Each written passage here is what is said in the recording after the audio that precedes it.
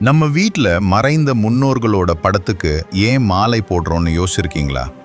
இது அவங்களுக்கு நம்ம காட்டுற வெறும் மரியாதை மட்டும் இல்ல. இதுக்கு பின்னாடி ஒரு உன்னதமான காரணமும் இருக்கு.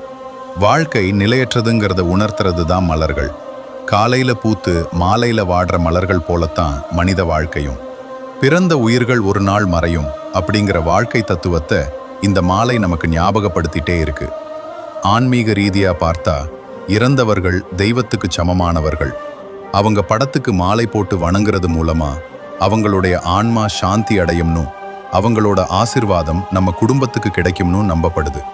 பித்ருக்களின் ஆசி இல்லாம எந்த ஒரு காரியமும் முழுமை அடையாது. குறிப்பா வாசனை மிகுந்த மலர்களை பயன்படுத்துறது அந்த இடத்துல ஒரு நேர்மறை அதிர்வை, பாசிட்டிவ் எனர்ஜி உருவாக்கும். இது நம்ம முன்னோர்களை நினைச்சு நாம செய்யற ஒரு நன்றி கடன். அவங்க நம்மோடு இல்லை என்றாலும் அவங்க நினைவுகள் மனம் வீசட்டும். உங்க வீட்ல முன்னோர்களை எப்படி வணங்குவீங்க?